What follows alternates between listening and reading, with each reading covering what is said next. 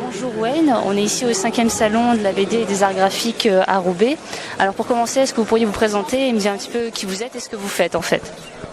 Bonjour, je suis Wayne, donc je suis auteur de BD. J'ai commencé sur internet et je suis à Roubaix pour dédicacer mon album Fœtus et Fœtus au Stylo Bulle Édition. Voilà. D'accord, donc tout a commencé sur internet et puis au fur et à mesure, comment ça s'est développé en fait? En fait, j'ai commencé par faire cette série sur internet en comic strip avec un feuilleton toutes les semaines, les gens suivaient.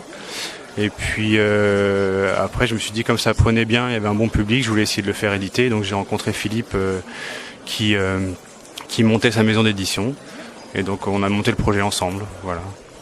Ok, et donc c'est important pour vous d'être ici à ce 5e salon. Qu'est-ce que ça représente d'être là aujourd'hui? Je suis un peu nouveau sur les salons, les dédicaces, tout ça, donc c'est vrai que c'est important de venir rencontrer le public, de dédicacer, de présenter son album. Et c'est autre chose que sur internet, quoi. Et donc c'est bien de faire la promotion de mon album, quoi.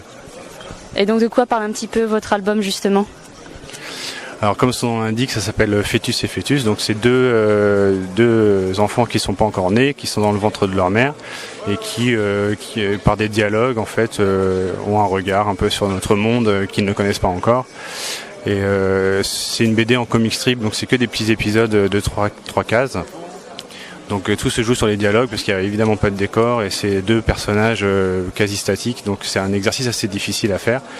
Et ça se déroule sur 160 épisodes qui couvrent quasiment toute la grossesse. Voilà. Et les deux fœtus ont chacun un caractère assez opposé, ce qui donne des scènes assez amusantes. Voilà. D'accord, je vous remercie en tout cas et bonne continuation.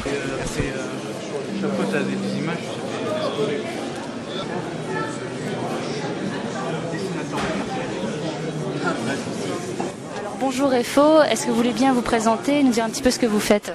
Alors j'ai commencé le dessin par internet, par les blogs de BD. Puis après au fur et à mesure, mon éditeur il a vu mes tranches de vie passent et voilà. D'accord, ok. Et de quoi ça parle un petit peu alors, tranche de vie? Ça parle la petite vie quotidienne du personnage avec les potes, la bière, tout qui est pétard, toute la vie quotidienne, voilà. Okay. Et qu'est-ce que ça représente alors pour vous d'être présent aujourd'hui à ce 5e salon de la BD? J'ai pas compris. Qu'est-ce que ça représente pour vous d'être présent aujourd'hui à ce salon de la BD? C'est pour rencontrer des gens, faire des dessins, et des échanges, faire des échanges avec les gens, voilà. D'accord, ok. Je vous remercie beaucoup.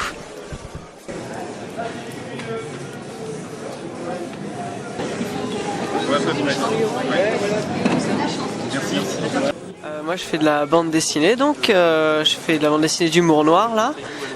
Mon métier c'est web designer. Et puis là je profite du temps que j'ai pour faire de la bande dessinée. Épitaphe, ça parle de décès, ça parle de la mort.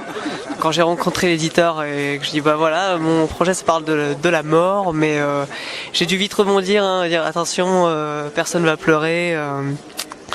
À chaque fois, donc, ce sont des gags en strip, en bande, avec une chute, où à la fin, à chaque fois, il meurt.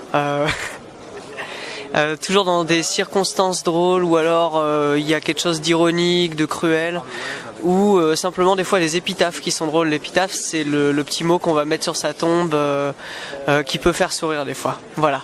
D'accord, ok. Comment ça vous est venu alors cette idée de faire cette BD avec cet humour noir? Alors l'idée m'est venue quand j'ai lu des épitaphes drôles d'abord. J'ai lu juste des épitaphes, j'ai dit c'est rigolo, il y a peut-être un truc à faire en BD, mais si je me cantonnais à l'épitaphe, j'allais vite tourner en rond, donc je me suis penché sur les Darwin Awards qui récompensent chaque année les accidents les plus stupides qui surviennent. Et là, j'ai eu d'autres idées, donc je me suis dit, tiens, on pourrait faire mourir les gens dans des circonstances atroces.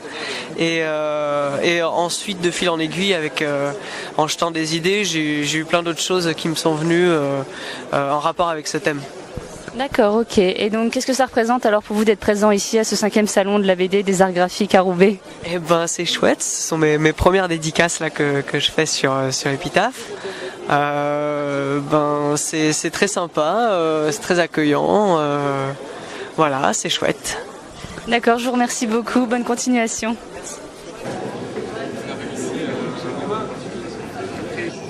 Il y a l'hôtel en tous les cas, il y a de l'hôtel, je sais même plus ce que c'est. Alors, me présenter, je m'appelle Olivier Mangin, je suis dessinateur, j'ai quand même glorieusement 43 ans.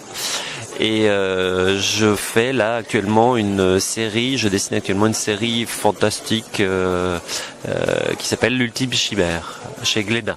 Ouais. D'accord, et donc de quoi ça parle un petit peu l'Ultime Chimère?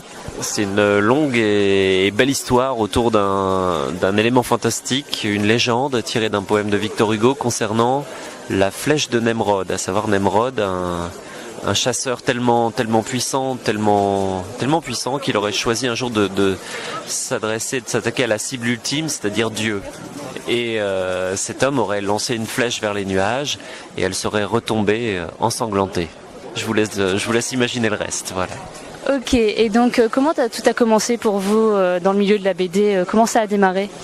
Alors, on pourrait dire que ça a commencé un peu à Roubaix, puisque j'ai fait mes études à Roubaix, à l'ESSAT. Et ensuite, c'est un concours de circonstances. J'ai rejoint une jeune maison d'édition en 90, qui s'appelait les éditions Le Téméraire, et qui publiait des histoires de ville. À l'époque, je les ai rejoints sur l'histoire de Lille. Ensuite, nous avons fait une histoire d'Arras en bande dessinée. Et la troisième, en 1992, l'histoire de Roubaix en bande dessinée, qui s'appelait Roubaix depuis toujours. Un magnifique album, tout en couleur. Ok, donc c'est la première fois que vous participez ou c'est déjà la deuxième ou troisième fois vu qu'on est déjà au 5e salon de la BD ici à Roubaix? J'ai dû participer, je crois, à 3 salons, si ma faible mémoire me le permet. 1 à la Condition Publique et 2 ici. D'accord, ok. Et qu'est-ce que ça représente alors pour vous d'être présent ici aujourd'hui? Le plaisir d'être interviewé par le blog de Roubaix, évidemment. Je viens pour ça. Je viens de rencontrer Miss Roubaix. C'était un deuxième plaisir. Non, pour être plus sérieux, l'occasion de sortir de son atelier où on est quand même en général très concentré sur son travail et un peu tout seul, et rencontrer ses lecteurs, ses lectrices, ceux qui ont aimé, ceux qui n'ont pas aimé, ceux qui viennent vous voir, vous ont le plaisir de vous revoir. Enfin voilà, c'est une occasion de contact privilégiée, notamment les lecteurs et aussi avec les camarades et collègues dessinateurs et auteurs. D'accord, ok, merci beaucoup et bonne continuation à vous alors.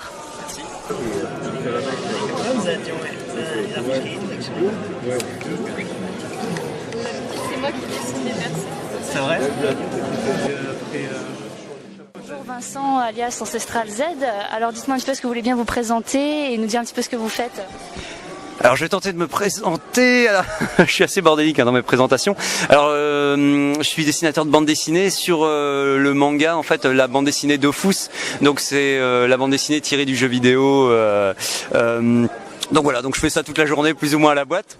Et donc je dis manga parce que vu que c'est plus ou moins le format et tout ça, mais après c'est plus de la BD qu'autre chose. Donc voilà, je vais faire court. Et je fais aussi un autre projet de BD avec un ami qui s'appelle Chaosland. Donc là c'est un peu plus dans le format européen, ça ressemble un peu à Donjon de Lewis Trondheim. Donc on adore aussi, donc ça ressemble un petit peu à ça en fait pour situer.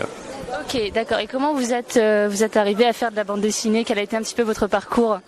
Alors mon parcours a été simple, c'est parce que j'ai eu la chance de faire mes études en dessin. Après j'ai continué dans la bande dessinée et en fait à la fin de mes études j'ai fait un stage de 2 semaines à Ankama et donc le patron m'a proposé est-ce que ça te dirait de faire une BD tirée du jeu, et je dis ouais si je venais découvrir l'univers et il me plaisait à fond, et donc ça a démarré comme ça.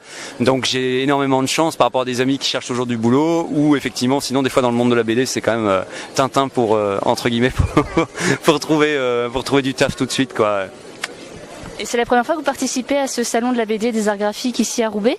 Alors j'ai participé, il y a l'air que justement c'était encore à la Condition Publique, et donc on me dit que c'était il y a 4 ans, donc le temps passe très vite. Donc il y a l'air que je suis plus revenu depuis, donc j'ai eu la chance de participer et tout, donc la nouvelle salle, vu que j'avais pas encore vu, je la préfère largement parce qu'elle est plus facile d'accès, j'ai l'impression, et puis au moins ça a l'air plus tranquille en tout cas, donc voilà. D'accord. Et qu'est-ce que ça représente alors pour vous d'être ici aujourd'hui? Alors c'est pour tous les salons, je vais faire un truc général et tout, c'est que moi je suis super heureux. Alors ça dépend, par exemple selon le caractère, des fois on est très timide, on n'ose pas aller. Au début c'était très angoissant de faire des salons de dessiner devant les gens, mais en fait après on s'y habitue et donc moi ça me fait plaisir de j'ai reçu, c'est pareil quand on fait des salons, on est toujours un peu triste si personne ne vient parce que dans ces cas-là tu restes tout seul pendant toute l'après-midi, donc là c'est toujours un peu triste. Mais à partir du moment où il y a quelques personnes qui viennent, et là aujourd'hui en plus il y a eu du monde, et ça fait plaisir parce qu'on est en contact avec les gens qui nous lisent et même qui suivent un peu l'univers. Donc moi ça me redonne de l'énergie pour la suite, pour continuer à dessiner. Ça évite de m'angoisser ou de tourner en rond, je sais pas, ça me donne en tout cas envie de continuer. Donc je suis super content qu'on propose quand on nous invite parce que voilà, c'est qu'on a envie qu'on vienne. Donc voilà, je sais pas, c'est quand même bien sympa de leur part. Ok, merci beaucoup. En tout cas, bonne journée. Merci, pareil, bonne journée. Merci. Au revoir.